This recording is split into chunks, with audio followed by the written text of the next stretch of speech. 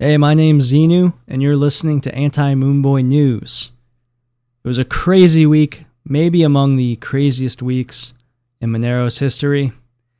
And in this episode, we're going to be giving you the day-to-day breakdown of what went down with the reorg attack or the selfish mining attack that had occurred. We'll be breaking down all the marketing that's been going on and the FUD that's being thrown around that has been spammed essentially on social media. And we're going to be talking about the future of Monero and the mitigations being proposed. There was a very contentious meeting at the Monero Research Lab that happened this week. And so we're going to be looking at what's being proposed and what to expect. So lots of stuff to talk about today. And I am pretty pumped up. I mean, this is some exciting stuff, guys.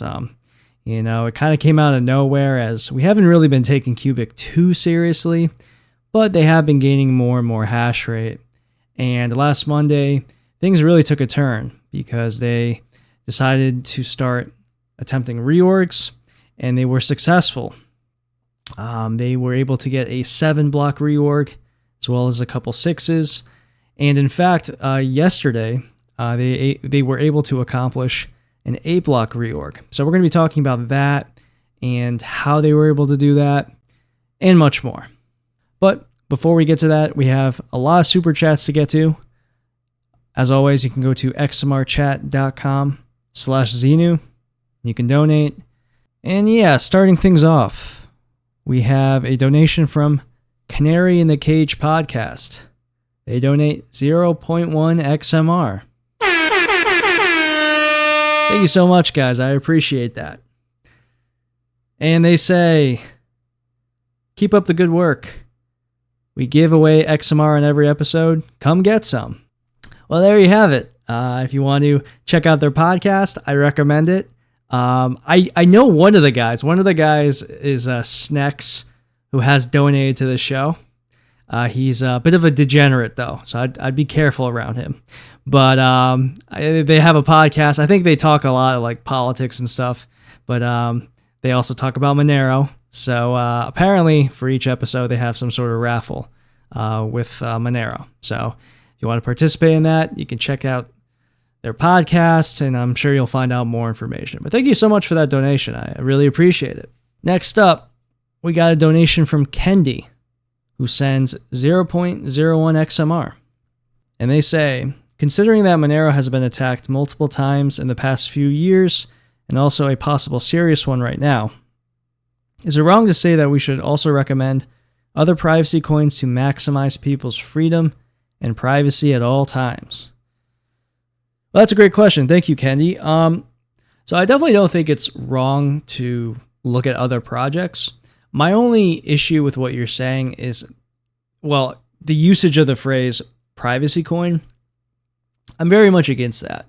I view Monero as a cryptocurrency, just like I view Bitcoin as a cryptocurrency, because it's really the sum of all of its parts. And all too often in cryptocurrency, you have projects that are being marketed, and I find that a lot of privacy coins, they're using privacy as a marketing gimmick. And that's just a major red flag for me. I'm of the opinion that if there's a well-rounded project, it will have a privacy community embedded in it. And so, for example, like the second largest privacy community in cryptocurrency is involved with Bitcoin. There's a ton of like OG cypherpunks who still use Bitcoin, who still build on it. And I mean, yeah, I would recommend looking and researching Bitcoin, privacy like tools and stuff, just because it's relevant. I definitely prefer Monero, and I really only recommend Monero, but like if Monero didn't exist, I would probably be like using Bitcoin mostly. In fact, I've been talking about the Ashigaru stuff recently. So yeah, like looking at a lot of these projects though, like a lot of it is just very amateurish in my opinion. We had with Xano recently, the whole debacle with their network security, just not that great in my opinion. Zcash, I have a lot of philosophical issues with them, amongst other things. I think they have like really well made privacy technology. I can't argue with that, but again, I'm looking at kind of the sum of all the parts, and with a project like that, their culture that's very pro compliance and that's okay with working with regulators is just a huge red flag for me, among other things. So it's just hard for me to kind of give a recommendation on something just because it has privacy. It needs to have a well-rounded base. And in my opinion, Monero does a really good job with having that well-rounded base. But I absolutely looking at other projects, and I mean, if you find something interesting, that's great. I don't really know much about Tornado Cash, for example, but I've heard good things about how it was created, and I mean, I just covered the shit out of it for the past month or so, and there's a lot of really good things to say about it. So if I were to use Ethereum and I needed privacy, I probably would use Tornado Cash, for example. But in a lot of cases though, with a lot of these privacy coins, it's just a very small community. And again, there's just that aspect of Moonboyism that kind of overrides a lot of its legitimacy. And to kind of get over that hump, you just need more adoption, and that's really difficult to get. So I don't know, maybe DarkFi is another example of a project that I have talked about on my channel. I did a video review on Dark IRC. So I am monitoring that project as well. So maybe check out that one, I guess. But they don't even really have a working product yet. It's mostly on testnet right now. So it's one of those things where you kind of just have to keep your ear to the ground. But generally speaking, the reason I just cover Monero is just because it's better than all the other cryptocurrencies. So that's pretty much that. So good question, though. Thank you very much, Kendi. Next up, we got Leo, who donates 0.1 XMR. Thanks, Leo. Appreciate that. And he says, check out this link. It is on the creep of UN SDGs into open source. Also, Matrix is mentioned. Over the years, I've seen Linux Foundation descend into SDG narratives. Scary. Keep up the good work, brother. Thank you very much, Leo, as always. And yeah, it was a good link, and it was a good read. It was an article written by Lunduke, who has become very popular over the past, past year. I've been seeing this guy everywhere. And yeah, it's just a kind of a typical Lunduke article. He writes about this stuff all the time, where you're kind of having this slow creep of, how do I word this? Kind of like equality, diversity, inclusion stuff, and that's kind of seeping into a lot of open source communities. And there's a pushback on one side because a lot of this stuff prevents a lot of free speech in certain areas. And then there's inner conflicts. And, the thing is, you can't avoid politics. And unfortunately, in open source communities, it's just inevitable that you're going to have friction. I mean, we saw recently with Linux where, they were just getting rid of, or they were revoking the authority of people who are just based in Russia. They were contributors to the Linux project. They're doing all these different things, and just because they're based in Russia, they're cutting them out. I find that to be highly questionable. Just based on what exactly. So there's things like that which are highly questionable. And so, anyways, in this article, they're talking about.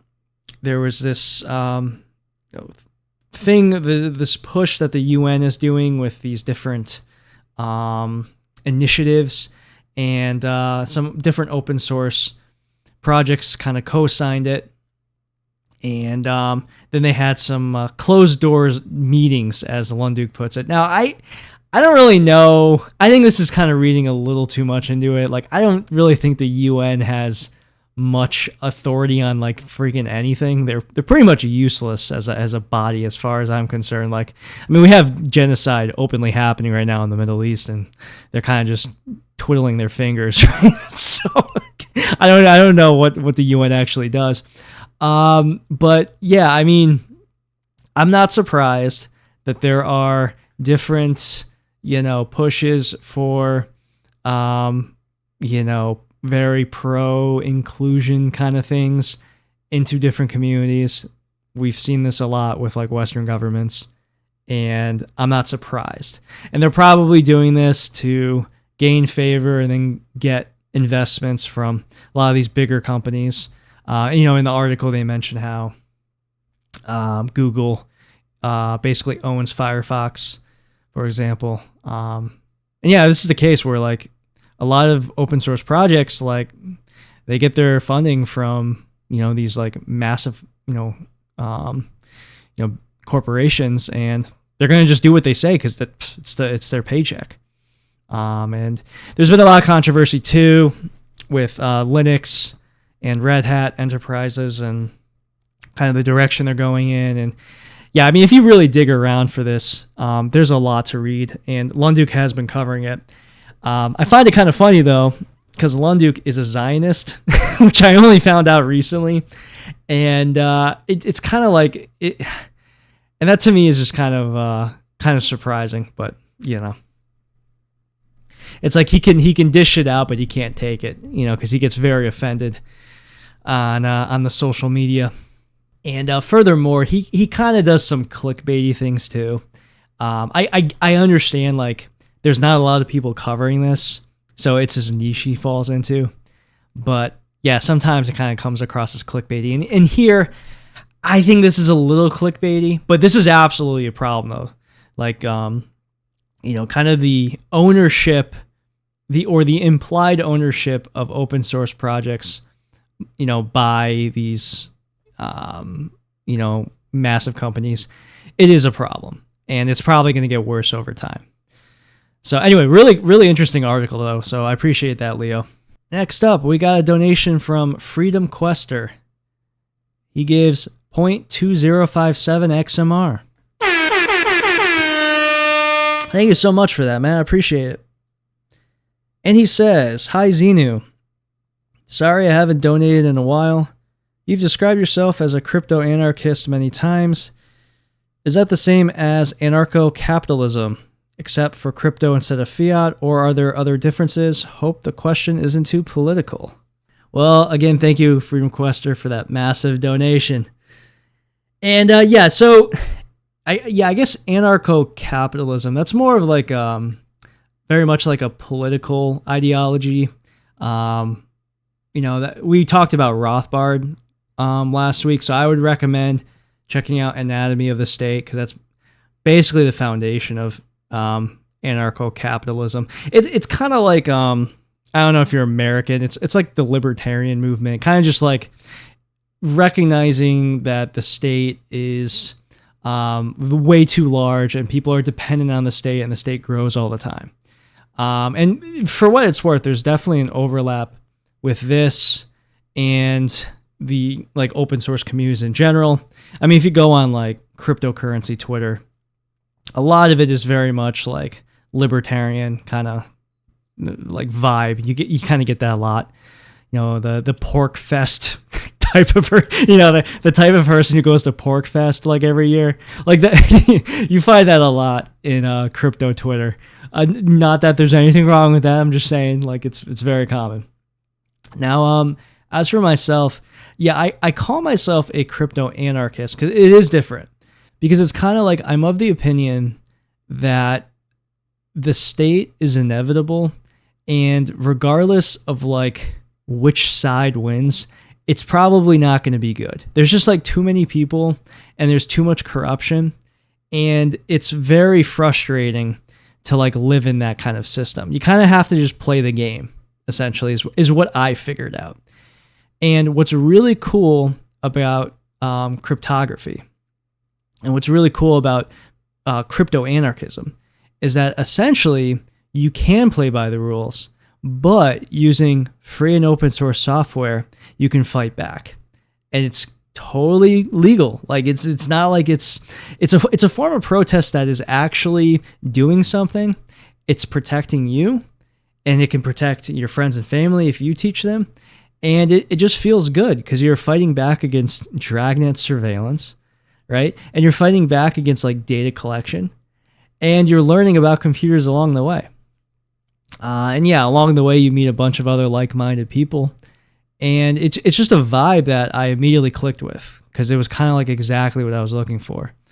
Because, I mean, you know, voting for the president who's supposedly going to end a war and who ends up just not doing that, it gets old after like 2 elections, right? I figured this out by the time I was like 20. I'm like, okay, this sucks.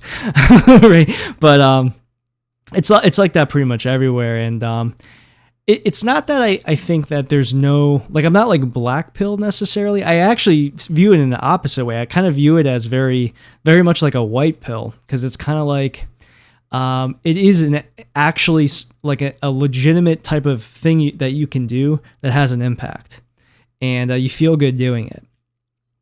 So there's really no like book I can point to about crypto anarchism. I guess it would be like, you know, of course there is the Crypto Anarchist Manifesto, and there's the Cypherpunk Manifesto, and you know, both of those are very similar. And both of those are kind of like tell the story about how privacy is necessary for an open society in the electronic age, right? That kind of like, we need this.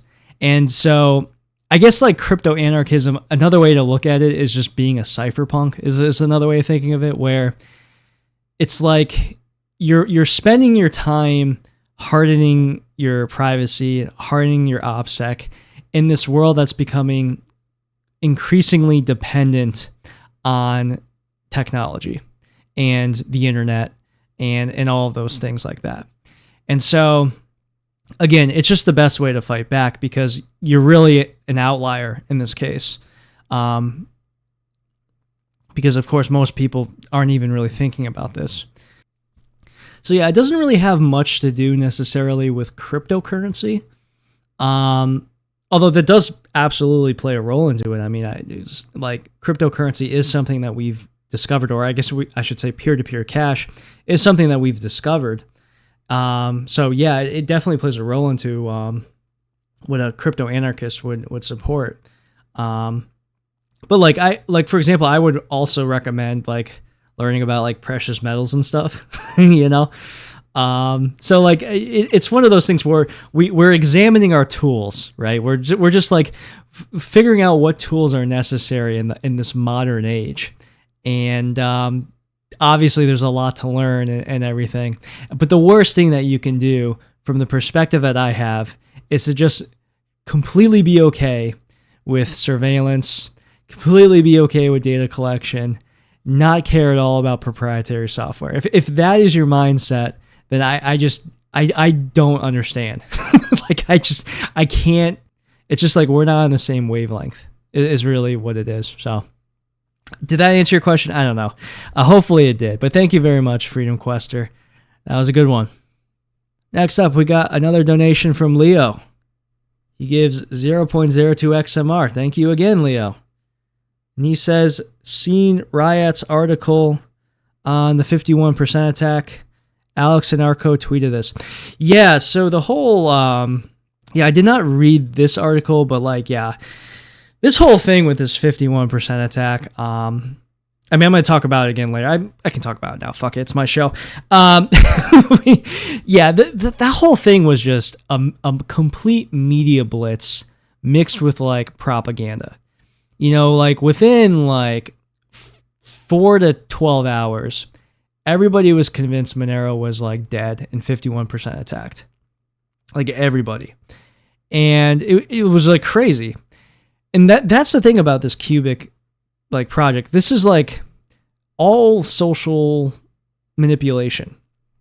And they have this army of brain dead retards. Okay, these people are freaking losers. They're all moon boys. They don't understand anything. So they're looking at this guy CFB as like he's as if he's some savant, which honestly, he is pretty smart. I'll give him that much. Like, the guy is very intelligent. This attack is like actually pretty brilliant. Like, anyways, they're looking at this guy and they're worshiping like literally every word he's saying, and he can just sick these followers on different people, like he did to me. Like the other day, I forget exactly what happened. I think I like tweeted something, and then he either quote tweeted it or he responded to me. I forget what he did. But like, because he did that, I was just like nailed with like 30 different cubic people saying just the dumbest things at me. I'm just like, what the fuck? You know what I mean? But his like army, they're all in Discord and they're all just like retweeting and tweeting everything. And we just don't have that retard energy in Monero. We just don't. We have autism energy. That's true. We have like very smart people working on the project. But man, that Moonboy stuff is just, it's crazy, man. So anyway, they went overboard with this whole, whoa, we took over the network, which they didn't. Anyways, all the exchanges took the bait. Like different major accounts for Monero took the bait. And it was like implied that they did actually successfully 51% the network. So yeah, the whole thing was mental. Now, to be clear, what they did was bad. And we're going to talk a lot about this in this episode. It was not good what happened. But they did not 51% the Monero network. They were selfish mining. And I mean, their goal would be to 51% attack the network, but they were selfish mining. And the selfish mining was did cost several reworks, and that was not good. And yeah, but they did not 51% attack. Or I guess like you could say they were doing a 51% attack, but without 51% of the network. So it's more like, the better way of saying it is they were doing a selfish mining attack. That is literally what they were doing. They were following this this strategy that was already written about many years ago by, I forget his name. And I don't know if and yeah, I don't know other instances of this happening, to be honest, at least off the top of my head. But it has happened now to Monero. And yeah, the reaction was pretty negative. Understandably, you know, price took a hit and all that. And we now have had this pushback, though, of articles like this one, as well as on Twitter. There was the community note that was put in place for freaking, what was it, CoinDesk? You know, CoinDesk had a whole article of FUD, or was it Cointel or Cointelegraph or Cointelegraph? You know, they had a freaking, you know, propaganda piece about Monero dying. Whatever. Let them say it, because really what is happening is that they're just giving Monero attention. And when Monero inevitably survives this, well, it's just another example of Monero surviving. Sound familiar? Sounds like all the Bitcoin's going to die this time, for real. You know, sounds exactly like that, because it really is. So anyways, yeah, I didn't actually read that article. I kind of skimmed it, but yeah, I'm totally with them on that one. Next up, we got a donation from Alex Anarco, who was mentioned in the last message. He donates 0.01 XMR. Donkey. That's how you say thank you, right? Donkey? And he says, currently leaning towards the historical data solution for the 51% issue. Fairly low complexity with an incentive to solo/P2 pool mine. Finality later sounds tempting, but I don't understand it enough yet. This complexity is a downside, in my opinion. Rock on. Well, thanks again, Alex. So yeah, the historical data, are you referring to Tevedor's proposal? I think you are. Because yeah, basically what Tevedor's proposal does is it essentially makes you essentially need to run a node. And the reason that is the case is because you have to like provide like a proof of like something that would require you to download the entire node. It's like something within the history of the blockchain, and it's randomly generated. So you have to basically just have a copy of the blockchain, and that's a requirement to then mine. I don't know if I'm on board with this one. And the issue I have with this one is it would cause a shock to the mining network. One. Two, I think this would be gameable. I might be wrong about that, but I think it might be gameable. And yeah, I'm not sure. I'm not completely sold on it. From what I've read though, like we do need to incentivize P2 pool. P2 pool adoption is like freaking terrible. It's really like that is probably should be our number one focus, is figuring out how to get more people to use P2 pool. So from that perspective, then yeah, maybe we should be doing that. But the issue I have with this though is the smaller kind of hobby miner who doesn't want to download the blockchain. Well, now he has to. And I'm not so sure if that's a good thing. And I don't know. This would probably prevent botnets, I would assume. And I don't know if that's a good thing either, because botnets do provide security. I mean, I'm not supporting or endorsing botnets. I'm just saying, like, it's not a bad thing that they're mining Monero. Okay, it's a bad thing that they're stealing energy, but like, you know what I mean, okay? But yeah, I think that this could have like negative effects that I think would outweigh the positive. So I'm not sure about this one. It's an interesting proposal though, and I agree that we do need to boost P2 pool, and this would encourage people to do that, because if you download the blockchain, well, then you could just mine using P2 pool. And it's one of those things where it's just like we need more people doing that, so maybe it is a good idea. So anyway, thanks again, Alex and Arco. Next up, again, Leo, third time. Damn, Leo. You know what? I got to get a custom sound effect for you. We'll get the air horns for big donations. Maybe I'll have like a Leo sound effect. Anyway, he donates 0.02 XMR. Thank you again.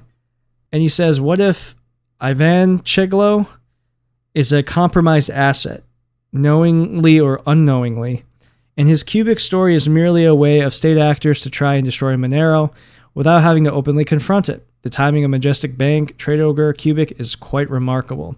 Yeah, it is. I can't argue with that. It's very peculiar. All kind of happening at once. And you also didn't mention the fact that, you know, you had exchanges all jump on the story and, block, deposits and shit like that. Very weird. That kind of all happened at once. The thing about this, though, is he is based in Belarus. That's pretty well known, or at least it's established. So I don't think that would be the case, just because they're kind of antagonistic with the United States, because they're pro-Russia. So I'm not so sure. But at the same time, it is convenient where, maybe they are just kind of giving them hash rate.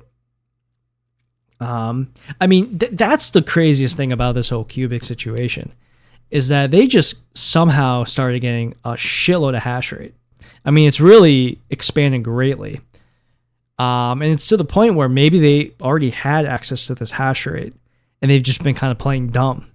It's honestly entirely possible, because it's kind of shocking how much they accelerated.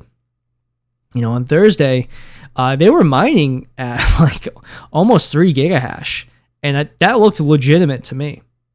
So I don't know if they actually have that much hash rate. Like, they can definitely cause some damage, and that's kind of what we're looking at now. Like, where did this come from? So it's entirely possible that they either have a botnet or they're getting help from someone who has control of a lot of computing power. It is very odd though, because like for the longest time, I mean, we've been watching them. It looks like they really hadn't had anything. Now on on Monday, last Monday, they started showing like, oh, okay, maybe these guys are for real. But like it was nothing bad, right? But then on Thursday, it was like, whoa, okay, they got a fuckload of hash rate now. 3 gigahash. And that was legitimate too. I mean, they were solving a ton of blocks that day. So, I mean, you have to imagine they probably had 40% of the network. So, anyway, to answer your question though, it's a remarkable coincidence. I agree with you on that. Is he a compromised asset though? I don't know if I can go that far. I'm not sure. It could be a situation where, like, the people who don't like Monero are looking at this as an opportunity to pile on. You know what I mean? It could just be as simple as that. Because it is just possible that, like, the hash rate is just easy to acquire. And so, you know, they acquired the hash rate, you know, financially probably. And, you know, they have this all purchased. They're spending a ton of money, but they can afford it. And in doing so, they're getting positive returns for Qubic. And yeah, maybe that's just how they're playing this. I'm not sure though. So anyway, thanks again, Leo, for that donation. And lastly, this one is from FD. He donates 0.015 XMR. Thank you very much. And he says, can you give your take on time-based methods to make selfish mining more difficult? And he gave 2 links for examples. Yeah, so this one was not mentioned during the Monero Research Lab meeting, but Body Anarchist, he brought this up, I think, on Twitter. I don't know where he heard this from, but it seems like a cool idea, basically making it harder to do a reorg because you're weighing the time of the block as part of the formula as well, and not just on the hash rate. Something like that. Honestly, it sounds like a good idea to me. I don't really have anything against it. So I think he's looking into that more, and other people in the Monero Research Lab are thinking about it. And I think it's just another idea we can kind of put into the idea pile. I don't know. Like, yeah, the idea pile. Okay, we're just throwing ideas out. Which that's really what's happening right now. We really are just getting a bunch of good ideas and kind of mushing them together, and that's going to be the response I think that we're going to have. So we're going to talk more on the Qubic stuff later. We already talked a lot, but we got more to talk about. But now let us pivot. Thanks again for all the donations, guys. And if you do want to donate, xmrchat.com/Xenu. But yeah, let's do some channel updates, and then we're going to go all in on Qubic, probably for the rest of the show. I don't think we're going to really be doing much news this week, because we got to talk all on Qubic. So yeah, channel updates. The Matrix channel has been created. Okay. Now, I'm not tweeting this out, so if you made it this far in this episode, thank you very much.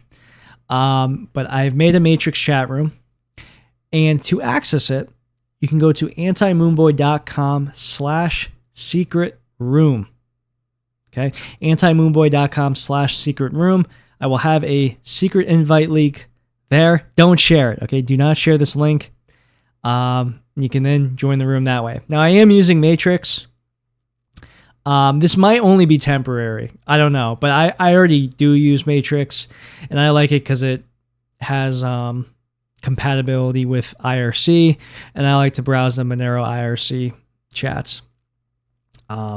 So this isn't like the most super private thing ever. It's Matrix. Okay, so this is really though just a fun opportunity to kind of just hang out. Keep the power levels low, guys. Okay, let's keep just a nice, welcoming atmosphere. Basically just to hang out. I'll post links to shit I'm making in there, so you guys can find my material that way. Or if you're just hanging out, you can chat with other people who like my show. It'll be a good time. At least that's the idea. If this idea fails, then screw it. Then we'll just cancel the chat, I guess. But we're going to try this out. So check out the my website, antimoonboy.com/secret room. You'll find a link there, and you can come hang out. I also need some Jannies, so if you want to be a Janny, let me know. regarding videos on the channel. Yeah, I didn't make the Rito swap video. This week, I don't know if I'm going to be able to make the Rito swap video again. I will, though, make a video about how to use a coin swap service, which is kind of relevant now because people can't really buy Monero on Kraken. So I think what I'm going to do is I'm going to make a video of like how to coin swap into Monero. Super freaking easy. It's going to take me like, an hour to make, but I think it would be like really nice to have a video like that with me kind of explaining what is a coin swap. And again, because this is user friendly, I will be mentioning like, KYC exchanges and like, okay, you shouldn't be using this, but if you are, you can't swap into Monero. So I'm kind of like, I'm doing this for the user friendliness. It's not completely Anti Moonboy approved because we don't like KYC, but the people want it, so I gotta do it. So I'm probably gonna make a video on that as well this week. And yeah, I will say, making these user friendly videos is really having an impact on my channel growth. I don't know what I'm at right now, but I was at like 890 yesterday for subscribers. So like I've been growing quite a bit lately, and I actually might be able to hit 1,000 by the 1 year anniversary of my channel, which is in October. So we're going to be cutting it close, but getting a 1,000 in my first year would be pretty cool. So of course, subscribe if you haven't yet. I'm also on Odyssey and Rumble and all that. And yeah, if you want to give to the channel, but also get something in return, I got merch. You can go to antimoonboy.com/merch. And I got 2 t-shirts there, 2 different designs. You can check those out. And yeah, they're really nice. I'm actually wearing one right now. So there we go. Okay, now let's get to the Qubic stuff, which is the main story of the week. All right, so Qubicmania, let's tackle this one. I'm going to go through a beat by beat of what went on over the past like 10 days. So this seems like forever ago.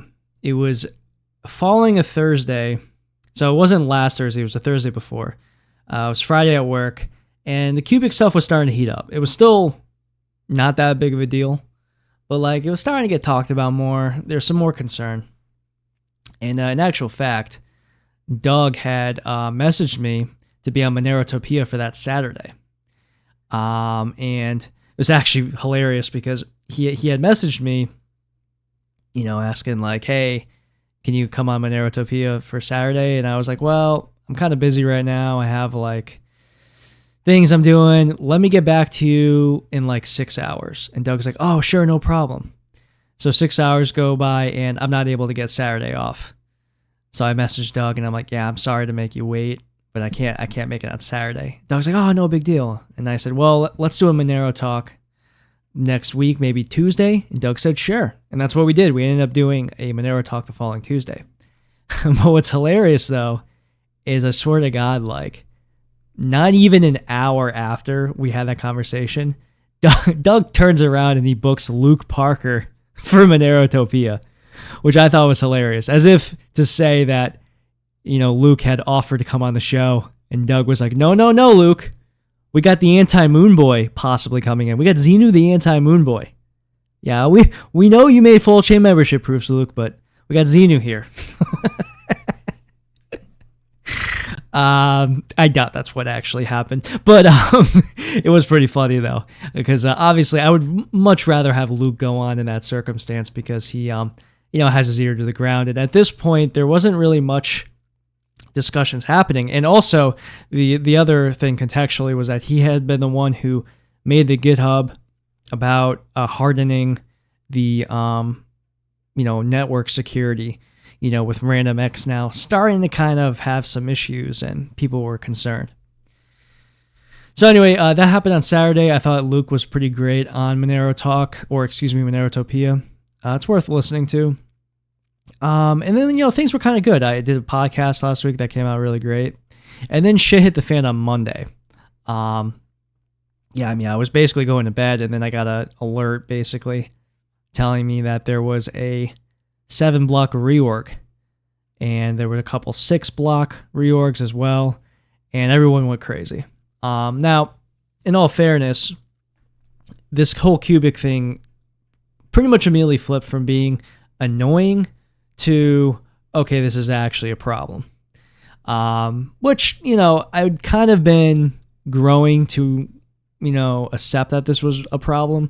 But that was a switch where it was like, oh, they're actually starting to attack the network, and a 7-block reorg is actually pretty impressive. So it was pretty much automatic overnight. Like, not only did Monero dump more, but then you had exchanges preventing people from withdrawing Monero, and it was just a lot of chaos, a lot of FUD being thrown around. Qubic was claiming they 51% attacked Monero, which they did not. They were just accomplishing selfish mining.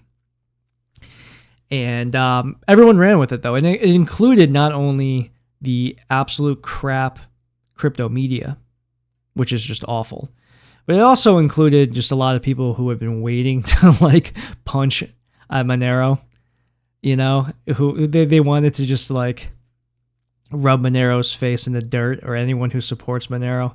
This was their chance, which is fair. We kind of deserve it at this point. We've been winning a little too much, right? So that happened, and everyone came out of the woodwork to kind of dab on Monero, which is fine, because we deserved it. We've definitely got caught here, and it was kind of embarrassing. So, anyways, literally the next day, I go on Monero Talk with Doug, and I thought we had a fantastic conversation. Probably one of the best interviews I've done. And we talked for a good hour about all Qubic, and I think pretty much everything that I was saying was spot on. I'm pretty happy with how it came out. Kind of just emphasizing, listen, you need to start mining. Everyone needs to start throwing hash rate at this thing. This is how we're going to improve, kind of a situation. So all that craziness was happening, and it was pretty much quickly figured out, though, that this was not a 51% attack, but it was a selfish mining attack that was successful. And the crazy statistic that was now known to us from Rucknium, I talked about this on Doug's podcast, was that if you have 30% of the hash rate and you are actively trying for a reorg, a 7-block reorg, you can get a 7-block reorg 50% of the time within 3.5 hours, which is a crazy statistic. But that kind of just shows you how important miner decentralization is. 30% of the hash rate. So that's not even close to 50%. But with 30%, you can actually get a 7-block reorg 50% of the time within 3.5 hours if you're constantly trying for it. And we're kind of supposing, and I guess we're kind of assuming that this is what Qubic was doing, because they were trying to get attention and trying to get headlines, which they did get. And furthermore, they definitely have a lot more hash rate than they were letting on. They clearly had a lot of hash rate because they were doing a bunch of different reorgs, and they were just getting a lot of blocks. And so, the whole thing was actually quite concerning. It was pretty shocking. But again, just like we talked about earlier in the show, it wasn't a 51% attack. The media, though, ran with it, and that's kind of got us into the situation where for a couple of days where everyone's kind of yelling at each other, and it was a bad scene. On Wednesday, the Monero Research Lab had a meeting, very contentious meeting. I mean, it wasn't like horrible or anything, but clearly there's sides being taken in the situation where some people are very passionately just for proof of work, and I'm on that camp, and then others really are pushing this proof of stake, and I find that totally fine. We can have debates, but some people on the proof of work side are taking this very much not okay with that. So regarding the two camps, obviously you have the proof of work camp and the proof of stake camp, with the proof of work camp being, much larger, considering this is Monero, and that's the camp I'm in. And so anyways, I do encourage people to check out the chat, just because this is going to be a developing situation over the next couple months, especially as people are starting to kind of learn more about what we can do and etc. But really the kind of the gist here is like we can, one, make do with what we have, which is what we are going to do with various mitigations and things that we can do in the short term. And then there's hardening for the long term. And that's the interesting part, because there's actually a lot of different things that can be done here and a lot of different routes that can be taken. And some of the proposals that are being pushed are actually pretty radical too. So then Thursday came along, and they mined pretty hard. I don't have the numbers in front of me, but like they definitely had a big hash rate. They didn't selfish mine though, and we got through it. It wasn't a perfect day. They clearly were mining a lot. I think they showed like a 3 gigahash rate, which seemed fake, but they were solving a lot of blocks. So afterwards, the general, kind of vibe was that they probably had like 40% of the hash rate, which is like concerning. And now I'm like, damn, like this is accelerating. Like, I don't know how this is happening. That's why earlier today when someone mentioned like maybe it's a state actor, maybe it was. I don't know. This whole situation's weird. The simplest answer is that they were kind of just going all in at this point, and they probably have some relationships with different mining rig owners, and they kind of just threw everything all at the same day. I'm not really sure, but they didn't selfish mine though. And so we pretty much got through Thursday and we're still fine. But yeah, going into Saturday, and now I'm like kind of getting worried myself. And Saturday came and, nothing really happened. At this point, the tides are starting to shift. Now, they did have a 8-block reorg. I think they had a 7-block reorg as well. They had one big reorg. So I think they did have an 8. But, like, they didn't really do much else. They didn't really solve as many blocks as they had been letting on. It was really only one period where they had that, like, kind of big push. But other than that, relatively average day. All right, so Doug actually has a really good write-up that he put on Twitter. Someone else wrote it for him. I'd be impressed if Doug wrote this, because it's a really good summary of a lot of the different ideas being proposed. But this was a really great thread that Doug did post. So we're kind of just go through these. I'm going to kind of touch on a lot of the different ideas being proposed for hardening the network security. The first one, and this is probably going to happen, is DNS checkpointing. And basically, this is a centralized solution, so that's the downside. But on the positive side, it would help prevent reorgs. Essentially, we would have a centralized website kind of confirming blocks, is kind of how I like to think of it. So basically, all nodes would entrust Monero Pulse to provide the appropriate Monero information.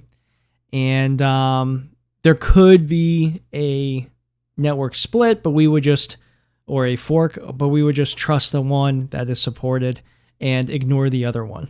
That's kind of the gist of it. This is being tested right now, and the testing is going really well from what I hear. So I know it is centralized, but we've done things like this in the past. And the way I look at it is, do you trust the Monero Research Lab? If you do, you should support this, because this is something that they're handling, and we do trust them a lot anyways. So not ideal, but as a short-term Band-Aid, this is actually pretty great in my opinion. And I think it's something that we should do.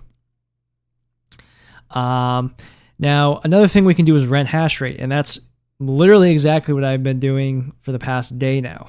I created the Monero Defense Fund, and I'm going to talk more about this next week, because I'm still kind of in the thick of it right now. I'm recording this on Monday, and long story short, it's pretty chaotic right now. But basically, a lot of people donated to this donation link I had for doing hash rate. I was expecting like 1 Monero to be donated, and I got like 22. I don't know why so many people were giving me money. I was like, holy shit. it started giving me like really bad anxiety too, because like I'm like being trusted with all this stuff. And anyways, but renting hash rate, in all seriousness, is a strategy that we have. And so as a short-term band-aid, absolutely. Another thing that we could do is merge mine with a larger network. There, I highly doubt this is going to happen. This is kind of I think a weaker option, just because we hold ourselves to a higher standard, essentially.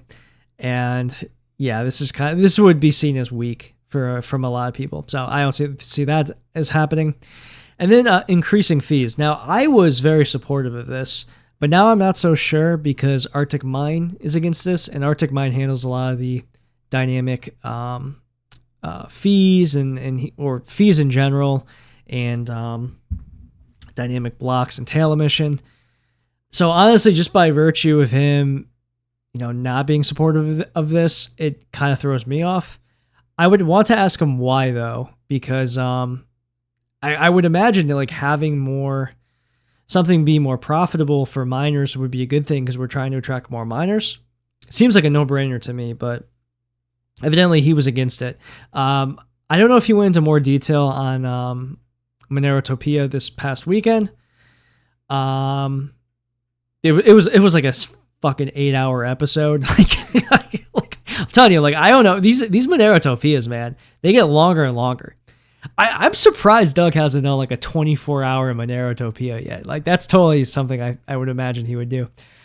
Anyways, in like hour 6 or 7, Arctic Mine was talking about fees, and I don't remember what he said. So anyways, he doesn't support it though. So I find that to be interesting, but because this is something I did approve of, so we'll see. Another thing, longer term options, the Tevedor proposal.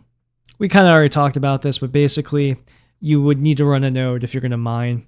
I'm not really sold on this one because, again, I already talked about this, but like, I don't really think it solves the issue, and I think it would kind of hurt the mining, or the size of the mining network. So yeah. There's also a block signing proposal. This was talked about during that Monerotopia.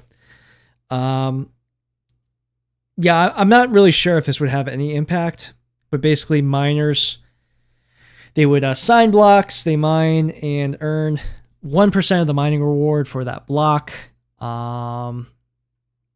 This would result in pools earning less direct profit, but it's effectively a mini lottery for the miner who does solve the block. So I don't know. I really don't know what the point of this is, in terms of it like actually having that much of an impact. I guess it would be a small impact, but that is something that they're talking about. An ASIC friendly algorithm is proposed. I think this is a fallback, if anything. I don't see it happening. There's also talk of having different algorithms, maybe a GPU one as well as an ASIC one. Possible. I'm actually more in favor of that than just having an ASIC, kind of like what Tari's doing. But to be honest, I'm just more in favor of Random X. And the way I look at it, like, if we can just get like a handful of different ideas, like we talked about earlier with Body's idea, have that, mix that maybe with some higher fees, mix that with maybe Tevedor's proposal, and organize a hash rate committee that buys hash rate in times of need. And with DNS checkpointing, I think we have like all these things. I think we would immediately harden Random X. Well, maybe not the transaction fees again, but I think all those other things are like very easily doable, and it would have an impact. Now, on the controversial side, we have this thing of the finality layer being proposed by Luke. Yeah, I don't know about this one. First off, if you're introducing something like that, you're immediately going to screw around with the block reward, and we're definitely not going to create more Monero. We're not going to have inflation. So instead, you're going to have a lower block reward for miners, I guess, which I don't know. I don't know if that's a good idea necessarily. It throws a wrench into a lot of things. That's ignoring like things I don't like about proof of stake anyway. You know, I view it as centralizing, and to give their side credit, it is true that Monero has had a fair distribution relative to other cryptocurrencies. So maybe it would work a little better to give them something there. But I just don't really see, like, I view Random X as just superior anyways. And we're dealing with some growing pains right now because, I didn't mention the other thing, like the price going up. That would be the most ideal thing. We just can't control that. But like that literally would pretty much solve everything, funnily enough. So what I have heard is that, you know, Luke does have support, but there's definitely a lot of researchers and developers who aren't as keen on this. So I really do not think this is going to pass. And definitely like the other thing too is like some people want to go like to a full proof of stake. And I do not at all see that happening either. Yeah, I think the most ideal, again, thing that we can do is work with what we have and just harden it. You know, we have Random X. It does work great. I mean, it's surviving this attack right now. We can just improve that. And so I think that's the most likely thing. Okay, I'm going to have a couple more things and wrap this show up here because it's getting late and I want to try to get this episode out. So yeah, this was a very successful propaganda attack. It was a very social attack. Qubic did or was able to get a lot of hash rate in certain periods of time, but you know, was it that effective? Well, that's where it's questionable. You know, Qubic was able to get a lot of hash rate really quickly at certain time periods. They weren't able to sustain it though, but they were able to sustain for about almost a week, like a lot of attention, and that did help them pump their price, and it did give them a lot of press. And that's exactly what they're looking for. So you gotta give these guys credit. They were able to actually pull this off. They were able to get a lot of attention, and their cryptocurrency pumped because of it. And I think that's like the roughest thing to deal with here, right? We have to kind of admit that this project actually did do a lot of, I won't say harm, but it caused a lot of discussion. But that's really the best thing we can do is kind of just acknowledge that and improve, right? So anyways, I got to get going because I'm like running around here. But hopefully I was able to cover the past week relatively well. If you like the content, go to antimoonboy.com for links to, you know, all my different things. And yeah, I'll see you guys next time. Have a good one.